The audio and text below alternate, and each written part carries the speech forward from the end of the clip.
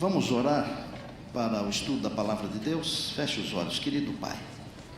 Agradecemos a oportunidade, o privilégio de abrir o Teu livro.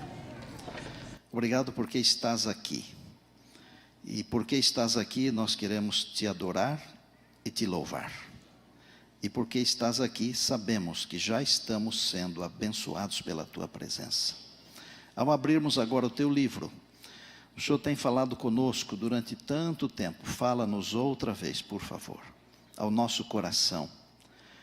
Desprenda do nosso ser todo sentimento ruim e que nesta hora nós tenhamos o coração aberto para ouvir a voz do Espírito de Deus. Oramos agradecidos em Jesus, amém. Durante este ano eu tenho falado com vocês sobre as expressões de Jesus. Então, frases que Jesus falou, e são frases assim, eu não quero dizer que são frases de efeito, mas são frases muito importantes. E eu comecei pregando o tema, por minha causa. Bem-aventurados sois vós quando por minha causa. Depois eu falei a minha casa será chamada casa de oração para todos. E todos os sermões deste ano, pregados por mim, foram expressões de Jesus. O último deles foi um sermão gostoso, como crianças. Temos que ser como crianças para herdarmos o reino de Deus. E hoje eu quero compartilhar com você o tema olhando pela janela. Mas será que algum dia Jesus falou essa expressão, olhando pela janela? Olhando pela janela é uma interpretação daquilo que ele falou. E nós lemos, agora há pouco, na nossa leitura responsiva, o texto que está em Mateus. Eu peço que você encontre aí na sua Bíblia. Mateus capítulo 6, é uma parte do Sermão da Montanha.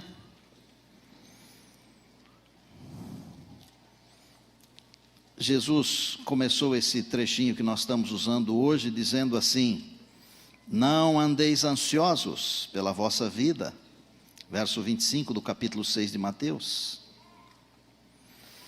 nem com o que tens que comer ou vestir, verso 26, olhai as aves do céu. Depois, um pouquinho mais para frente, olhai, 28, olhai como crescem os lírios do campo. Desse excerto do Sermão da Montanha, eu quero tirar dois trechinhos muito importantes. O primeiro deles tem a ver com o olhar. Olhar os passarinhos, olhar os lírios, é como olhar pela janela, tá certo? E o outro pensamento que eu quero extrair daqui, está no verso 33, que diz assim: mas buscai o reino de Deus. Então são dois verbos, e nós vamos trabalhar com isso. O verbo olhar, observar, e o verbo buscar, procurar, ok? Você já deve ter viajado de avião, ou de trem, ou de ônibus, ou de carro, ou de navio. Eu não vou falar de carroça, de cavalo, porque nós estamos aqui num lugar bem urbano, né? Essas coisas são mais pastoris. Quando nós viajamos, normalmente, nós temos o hábito de tentar perceber o que é que está à nossa volta, olhar pela janela. Então Jesus está dizendo assim: olhe pela janela, observe isto, observe aquilo. Quando Jesus diz assim, olhe pela janela, veja os pássaros, veja os lírios, o Senhor Jesus está dizendo assim: eu cuido de você, porque você é mais importante do que os passarinhos, você é mais importante do que as plantas, as flores. Quando nós estamos viajando, se estamos aqui na capital, por exemplo, e nós estamos dentro de um carro, ou dentro de um ônibus, ou de um metrô, ou de um táxi, ou de um Uber, ou sei lá do que, dependendo do lugar onde nós estamos, nós vemos residências bonitas, grandes, muradas, aquele verde cobrindo os muros. As casas são distantes umas das outras. Mas às vezes em outras regiões as casas são inacabadas, são pequenas, grudadas, não são amplas e longe uma das outras. Elas são, às vezes, são umas em cima das outras. Mas a gente vê carros, motos, pessoas, multidões, acidentes, assaltos. Olhe pela janela. Quem você vê no meio da multidão? Você está lá? Então, não é olhar pela janela do trem, não é olhar pela janela do avião. Não sei quantos de vocês lembram do voo 447 da Air France, que no dia 31 de maio de uns anos para trás, aí à tardezinha, saiu daqui com voo previsto para pousar em Paris, e no meio do oceano, antes de amanhecer, o dia 1º de junho, 228 pessoas morreram. Uns dias depois, a Mari e eu estávamos dentro de um avião. Pouquinhos dias. Eu, por natureza, eu já sou ruim de dormir. No avião, então, nem se fala. E com a janelinha aberta, Vander, que é da área, né? Eu estava olhando o céu, lindo, estrelado, horizonte, bonito à noite. Quando passou a linha que divide o Equador, depois de Manaus, de trombetas, de repente o tempo fechou. Uma tempestade e uma turbulência terrível. Marinha estava deitada no meu ombro, dormindo, acordou assustada, segurando a minha mão. Eu disse, pode ficar tranquila, porque é só uma tempestade, nada mais do que uma tempestade. Quando nós estamos viajando, olhando pela janela, às vezes o tempo muda. Sabia? O mesmo passarinho que está vivo hoje, ele pode estar morto amanhã.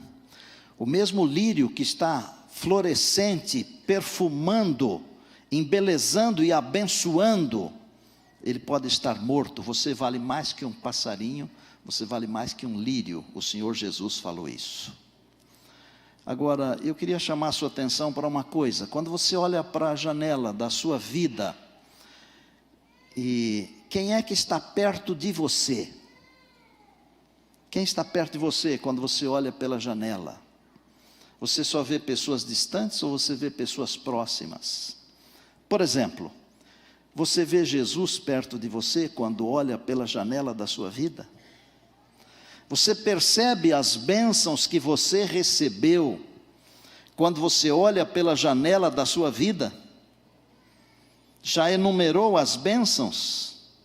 Eu estava fazendo uma conta aqui, Celi, essa aqui é para você, que me lembrou disso.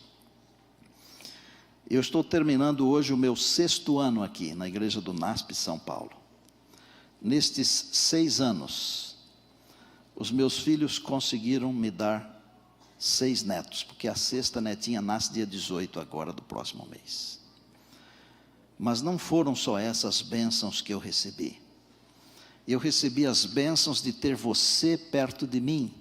Quando eu olho pela janela da minha vida, por exemplo, eu vejo o pastor Antal, com a esposa, sempre sorridentes, felizes. Eu vejo vocês. Eu vejo alguns que estão indo embora também. Eu sofri muito esses dias atrás, porque eu fui ungir o Daniel, e o Daniel teve uma vida de bastante sofrimento, uma vida difícil, triste, e uns minutos depois dele ser ungido, eu recebi a notícia que ele tinha falecido. Parece-me que ele estava só esperando esses detalhes assim, desse acerto com Deus para ir para os braços do Pai. Mas essa semana eu fui comemorar 80 anos do irmão Giacomo e da irmã Guiomar. Dei uma passadinha relâmpago lá, mas estive lá com vocês. Deus seja louvado. Quantas bênçãos! Olhe pela janela da sua existência, da sua vida. O casamento dos filhos, não é? O nascimento das crianças. Quantas bênçãos, irmãos! Jesus está dizendo assim, olhe para fora, Pare de olhar para dentro de si mesmo, olhe para fora. Olhe para a janela da sua vida. Eu cuido de você. E hoje o Senhor Jesus está aqui para dizer para você o seguinte: olhe para fora e perceba, eu cuido de você. A outra coisa que o Senhor Jesus mencionou e eu destaquei, depois de falar tudo isso, ele diz assim: mas buscai em primeiro lugar o reino de Deus e a sua justiça, e todas estas coisas que nos preocupam diuturnamente, estas coisas que nos preocupam todos os dias, todas estas coisas vos serão acrescentadas. Não sou eu quem está prometendo isso para você, é o Senhor Jesus, aquele que segundo Hebreus 13:8 é o mesmo ontem, hoje e eternamente, é o Deus que não muda. Mas você tem que buscar primeiro o reino de Deus, para que todas estas coisas lhe sejam acrescentadas. Eu escolhi uma ilustração para ficar assim muito nítido na nossa memória, no nosso cérebro, na nossa mente, no nosso coração, a intenção de Deus para nós. E eu escolhi uma figura bíblica que aprendeu a olhar pela janela da vida, aprendeu a confiar em Deus e também aprendeu a buscar em primeiro lugar o reino de Deus e a sua justiça. Eu poderia falar de Moisés, por exemplo, que foi um grande líder, espetacular, e eu admiro muito Moisés. E eu poderia falar de Jó, que eu admiro demais também. Um dia desses eu me peguei pensando que eu conheço tanto a vida destes homens, conheço de alguns outros também, mas desses dois especialmente que eu estou mencionando, que parece até que eu os conheci pessoalmente, de tanto estudar sobre a vida deles, mas não vou falar sobre eles. Eu vou falar sobre um homem que se converteu, porque esta é a experiência da grande maioria de nós aqui. Alguém que se converteu e aprendeu a olhar pela janela e aprendeu a buscar em primeiro lugar o reino de Deus. E o personagem que eu estou extraindo da palavra chama-se Paulo. Lembram a história de Paulo? Rapidamente, umas pouquíssimas pinceladas. Paulo, de dupla nacionalidade, judeu e ao mesmo tempo romano, nasceu numa cidade universitária chamada Tarso, importante, mas cedo se mudou para Jerusalém para aprender, porque era da linhagem dos fariseus, para aprender a religião aos pés de Gamaliel. E Gamaliel era, senão o principal, talvez o principal, senão o principal, mas um dos principais líderes religiosos dos dias de Jesus, um grande mestre. Tinha linhagem, o seu avô Iléu também era um mestre em Israel. E Paulo aprendeu a sua religião. A prova de que a religião não salva a pessoa é a vida de Paulo antes da conversão. Porque ele era muito sincero, mas fazia o que era errado. E no mundo hoje há milhões de pessoas sinceras fazendo o que está errado. Mas Deus, em sua misericórdia, um dia aparece na estrada de Damasco da vida dessas pessoas sinceras, amém? Apareceu na sua, na minha, na nossa. A primeira aparição desse rapaz foi segurando os tálites, as capas, dos principais que apedrejavam a Estevão, o primeiro mártir. Paulo estava lá. Não tinha com quem deixar as capas, deixaram com ele, ele segurou. E eu tenho impressão comigo, pelo conhecimento que eu tenho da vida de Paulo, que a morte de Estevão o influenciou. Pensamento meu, pessoal, ok? Mas o que transformou a vida de Paulo mesmo foi o encontro com Jesus. Porque você e eu, nós podemos ser influenciados pelas pessoas, pelas histórias, pelas vidas. E as histórias e vidas conduzidas por Deus, elas existem para influenciar pessoas. Mas a verdadeira transformação não é pela influência de pessoas. A verdadeira transformação ocorre quando eu me encontro com Jesus. E Paulo ia para Damasco para aprisionar os cristãos, e o Senhor Jesus lhe apareceu no caminho. Não é sempre que uma pessoa cai, e porque cai é abençoada. Mas no caso de Paulo, cair do cavalo foi uma grande bênção para ele. Às vezes, nós não entendemos bem as coisas que acontecem conosco e ao nosso redor. Mas se estivermos antenados e ligados com o Senhor, nós vamos descobrir que aquilo que o pastor Tito acabou de falar aqui, é uma verdade profunda, que todas as coisas cooperam para o bem daqueles que amam a Deus, daqueles que são chamados segundo o propósito de Deus. Paulo foi transformado. Paulo não apenas foi transformado, juntamente com Barnabé ele foi separado. Oraram sobre eles e impuseram-lhes as mãos e os separaram para serem evangelistas, missionários. E Paulo teve uma carreira brilhante. Eliseu, carreira brilhante. Pode crer. Foi um dos grandes pregadores.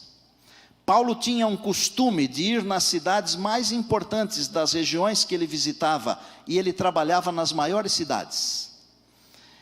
Ele tinha planejamento, ele tinha um jeito de evangelizar as pessoas. Olha, aconteceram diversas coisas na vida desse homem de Deus, diversas coisas incríveis. Algumas, claro, a providência de Deus. Eu me lembro de quando ele estava sendo aprisionado, levado preso. Houve um naufrágio. Ninguém morreu, porque lá estava um homem de Deus. E onde estão as pessoas de Deus? Gravem isso aqui.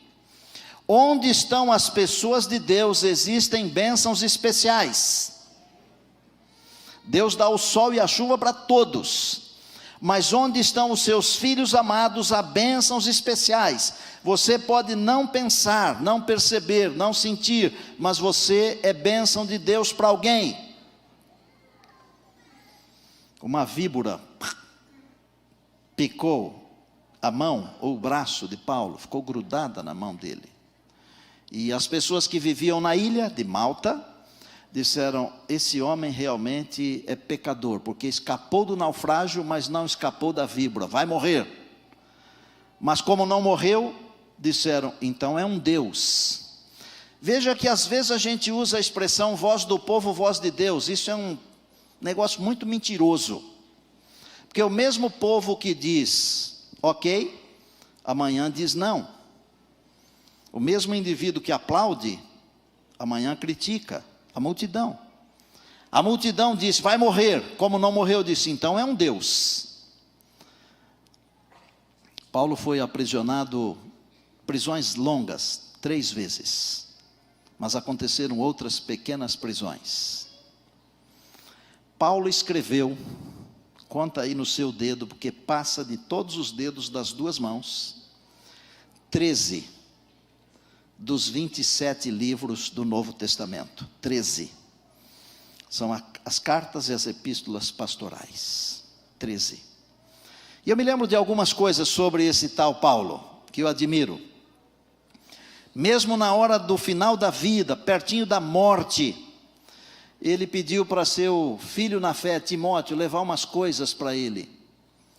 Ele falou: olha, venha depressa, antes do inverno, porque ele achava que não ia passar aquele inverno. Eu conheço a história de uma senhora já idosa, que já foi embora, e todo ano ela dizia assim para a neta: ah, filha, acho que no próximo Natal a avó não vai estar viva. Durou uns 20 anos ainda. Mari, um beijo para você, lembra disso? Vó Elisa, que saudade. Saudade. Venha depressa e me traga 3 coisas: a capa, os livros e os pergaminhos. A capa, o físico, Os livros, o intelectual. Os pergaminhos, o espiritual. Parece que Paulo sabia bem o que é que nós somos, não é? Muito bem. Se eu tivesse que escrever o epitáfio de Paulo, eu colocaria: combati o bom combate, acabei a carreira, guardei a fé, a coroa da justiça me está guardada, a qual o justo juiz me dará naquele dia, 2 Timóteo 4, 7 e 8, e não somente a mim, mas a todos os que amam a sua vinda. Por falar em epitáfio, eu estou preparando um sermão para o ano que vem, com esse título. Paulinho, um dia que nós formos naquela pesca esportiva juntos, eu te conto a ideia do sermão. Estava conversando com alguém, ele me contou uma história sobre epitáfios. Ele disse que um indivíduo que tinha por nome Máximo e que não gostava do seu nome, um dia disse para a esposa assim: quando eu morrer, pode escrever o que quiser no meu túmulo, mas não põe o meu nome, porque já durante toda a vida é bullying para cá, bullying para lá, porque é o Máximo. Tá bom, chegou o dia, ele foi embora, a esposa muito carinhosa: bom, não vou pôr o nome do Máximo, porque senão eu não vou cumprir com o que ele me pediu. Ela bolou umas coisas lá e disse assim: bom marido, bom pai, cidadão exemplar, cristão, fiel, dedicado, honesto. Pois lá, passa um indivíduo lá, acho que tinha tomado umas canjebras, olha para o túmulo, não tem nome, mas está escrito, e ele lê: homem bom, bom marido, bom pai, tudo, e falou assim: esse cara era o Máximo. Aqui pertinho de nós tem um cemitério chamado do Morumbi. Lá está o túmulo do Ayrton Senna da Silva, que no dia 1º de maio de 1994, no circuito Enzo Dino Ferrari, em Imola, na Itália, na curva Tamburello, perdeu a vida. Em cima do seu túmulo está escrito isso aí. Obrigado, Wander. Nada me poderá separar do amor de Deus. Está em Romanos 8, verso 39. Se Jesus demorar um pouquinho e não vier, o que é que vão escrever no seu túmulo? Se Jesus demorar um pouquinho e você tiver que fechar os olhos, qual será o seu epitáfio? Eu encontrei um na Bíblia, muito triste. Vocês lembram de Josafá, aquele rei de Judá, que enfrentou os exércitos amonitas, meunitas e do mar, só com oração e jejum? Lembram dele? E que no final ele falou assim: crede no Senhor vosso Deus, estareis seguros, crede nos seus profetas e prosperareis. Pois é, ele foi sucedido no seu trono por seu filho Jeorão. Jeorão se casou com uma moça, filha de Acabe, rei de Israel, aquele que se casou com uma moça chamada Jezabel, lembram? E que trouxe um monte de deuses estranhos para o povo de Israel. E Jeorão, ao invés de seguir os caminhos, os passos do seu pai, ele seguiu os passos do seu sogro.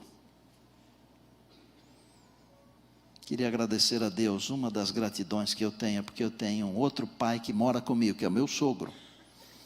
Só bons exemplos. Voneu, beijo carinhoso, viu? Obrigado pela influência positiva. Sabem o que Jeorão fez? Matou todos os seus irmãos, todos, não deixou nenhum. Trouxe para dentro do reino de Judá a adoração aos ídolos, levou o povo de Jerusalém à idolatria. E sabem qual é o epitáfio dele que a Bíblia descreve? Triste. 2 Crônicas 21, 20. Foi-se, ou se foi, sem deixar de si saudades. ele foi sepultado na cidade de Davi, mas não no túmulo dos reis. Irmãos, esse epitáfio aqui me fez pensar muito, sabe por quê? Porque quase todo mundo quando morre é bom, não é? Não é verdade? Quase todo mundo quando morre é bom. E às vezes o epitáfio não diz tudo, sabe? Mas no caso desse rei aqui, diz tudo. Foi embora. Não deixou nem saudade. Quando eu observo as expressões de Jesus, e eu olho pela janela da minha vida, e percebo que o Senhor cuida das flores, que o Senhor cuida dos passarinhos, e Ele fala para mim assim: Neumoel, você vale mais do que as flores, você vale mais do que os passarinhos, eu cuido de você. Eu descubro que eu posso confiar em Jesus, porque Ele cuida de mim, amém? Mas eu não posso apenas confiar porque Ele cuida de mim. No mesmo texto Ele me mandou buscar em primeiro lugar o seu reino e a sua justiça. E sabe o que significa isso? Isso significa comunhão. Comunhão com Jesus. Não basta apenas eu olhar pela janela e dizer eu confio no Senhor. Eu tenho que ter comunhão com Ele. Comunhão com Jesus. Paulo aprendeu essas duas coisas. Ele aprendeu essas duas coisas. Ele aprendeu a olhar pela janela da vida. Ele aprendeu a confiar em Deus. E se alguém passou por situações periclitantes, foi esse tal de Paulo. Aprendeu tanto que sabe o que ele disse? Filipenses 4:11. Aprendi a viver feliz em toda e qualquer situação. Quem aprende a viver feliz em toda e qualquer situação é quem consegue olhar pela janela da vida e descobrir que vale muito mais do que todas as coisas e que Deus o ama e Deus cuida dele. Faça isso. Olhe pela janela. Descubra que Deus ama você. Descubra que Ele cuida de você. Mas busque em primeiro lugar o reino de Deus. Paulo buscou em primeiro lugar o reino de Deus e a sua justiça. E em Gálatas 2:20 ele disse assim: estou crucificado com Cristo. Logo vivo não mais eu, mas Cristo vive em mim. Amados irmãos e irmãs, meus amigos, minhas amigas, amados que nos acompanham, a minha pergunta é: você aprendeu a olhar pela janela? Descobriu como é que se confia em Jesus? Você busca em primeiro lugar o reino de Deus e a sua justiça? E a segunda pergunta, e última: se Jesus demorar e você for embora daqui, o que é que os céus escreverão como seu epitáfio? Não é o que a sua esposa, o seu marido, os seus filhos, ou os pais, não é o que eles vão escrever, é o que Deus vai escrever. O que é que Deus vai escrever sobre o resumo da sua vida? Será que Deus vai dizer: Ele confiou em mim e buscou em primeiro lugar o meu reino? O que é que eu posso fazer? Eu posso dar o primeiro lugar da minha vida para Jesus e Ele me ensina isso. Porque isso não se aprende na escola. Isso não se aprende na igreja. Isso não se aprende em casa. Isso se aprende única e exclusivamente pela presença de Deus na nossa vida. Eu queria desafiar você no último sermão desse ano a olhar pela janela. Olhe pela janela da sua vida. Jesus está perto? está longe. Aprendeu a confiar? Está buscando em primeiro lugar o reino? O ano que vem, parece que está tão longe quando fala ano que vem, não parece? É depois de amanhã. Pode ser o melhor ano da sua vida, mas pode ser o pior. Quem decide se será o melhor ou pior, não é o destino, é você. Aconteça o que acontecer, se você aprender a confiar em Deus, olhar pela janela e confiar em Deus, e aprender a buscar em primeiro lugar o reino de Deus, eu posso afirmar a você o seguinte: será o melhor ano da sua vida. E mesmo que não aconteça nada de ruim, se você não aprender a confiar em Deus, olhando pela janela, se você não buscar o reino de Deus em primeiro lugar, pode não acontecer nada de ruim na sua vida, será o pior ano. Dá para entender? Felipe, ajuda o velhinho aí, vem cá.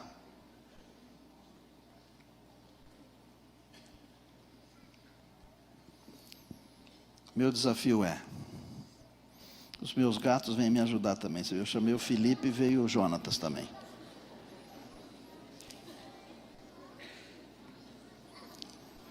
E vocês cuidem bem deles, porque eles são do pastor, tá?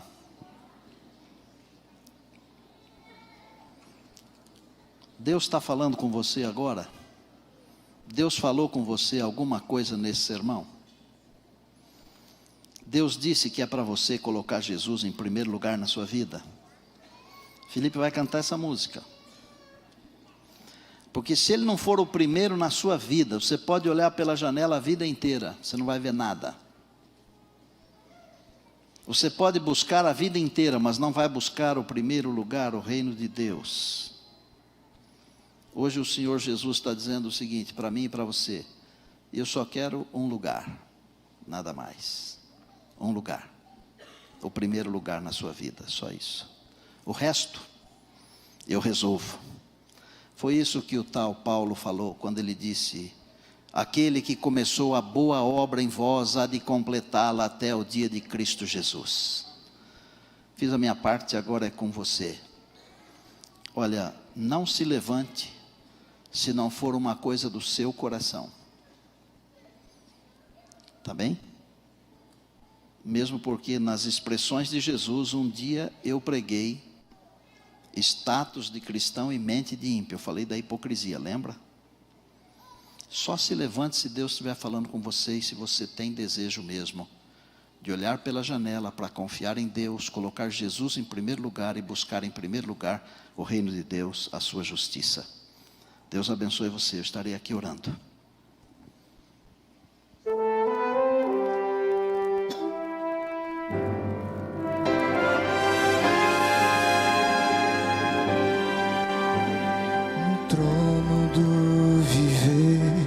Só existe lugar para lugar de quem governa todo ser. No trono do viver só pode haver um Senhor. Se forem dois, um será amado, outro rejeitado.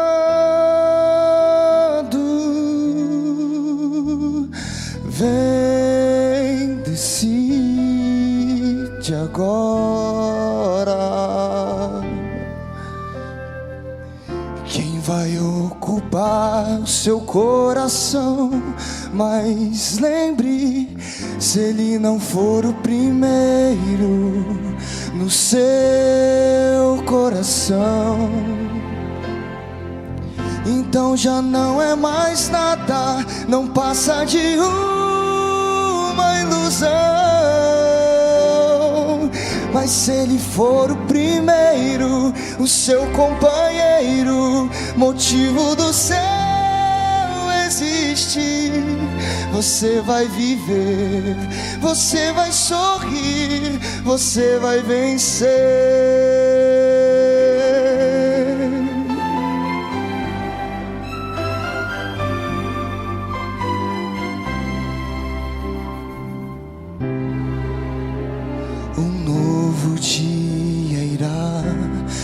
ser pra você e pra mim.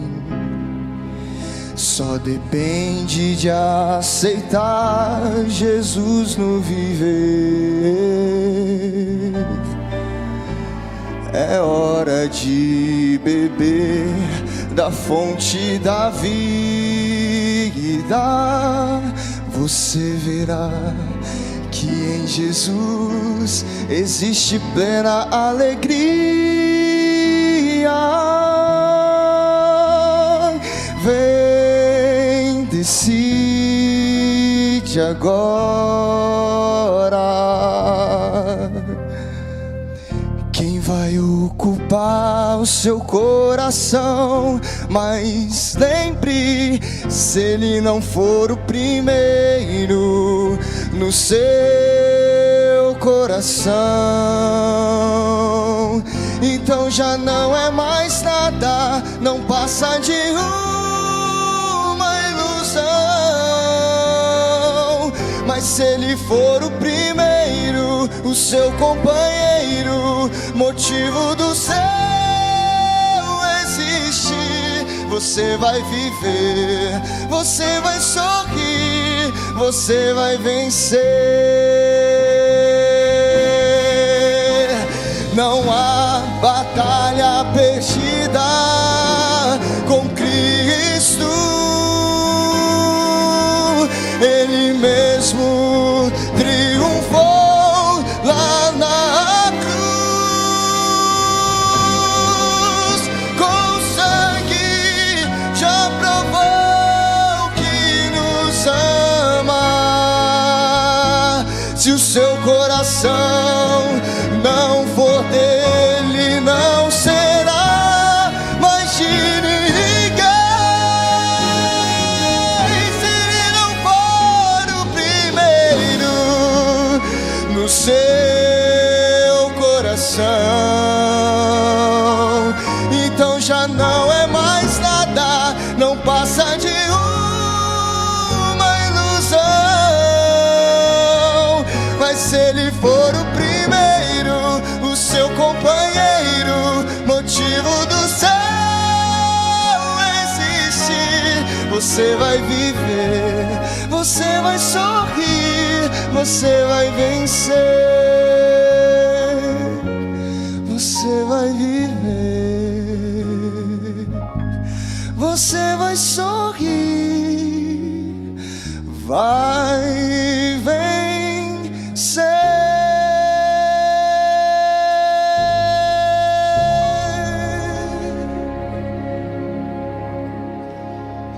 Obrigado, Felipe.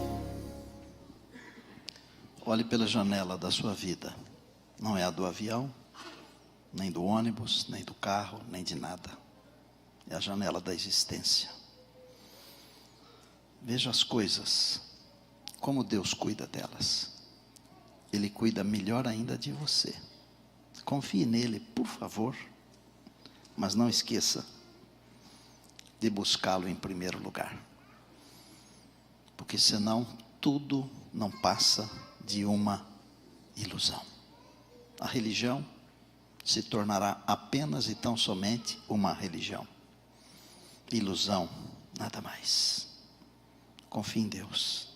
Busque em primeiro lugar. Será o melhor ano da nossa vida.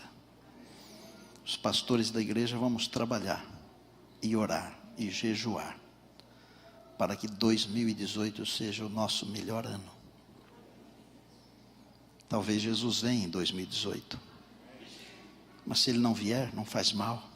Nós estaremos com ele. Feche os olhos. Querido Deus, nosso Pai, muito obrigado pela tua palavra. Que coisa esplendorosa, linda é a Bíblia. Viva e eficaz. Louvado seja o teu nome. Obrigado pela nossa comunidade. Obrigado pelos nossos líderes. Obrigado pelos nossos irmãos, nossas irmãs, nossos amigos, amigas. Todos os filhos que estão aqui, estão nos acompanhando também. Mas sobretudo, meu Deus, muito obrigado, sobretudo, sobre todas as coisas, pela salvação que há em Jesus. A Ele seja a honra e a glória para todos sempre, meu Deus. Abençoa-nos, para que possamos confiar plenamente, para que possamos buscar em primeiro lugar, para que tenhamos a graça da salvação diária na nossa vida. Abençoa o teu povo, a tua herança, especialmente aqueles que estão necessitando de um abraço do Senhor. Agora nós vamos com a escola sabatina aqui neste mesmo lugar. Que a tua bondade continue aqui conosco, meu Deus. Nós oramos agradecidos em Cristo. Amém.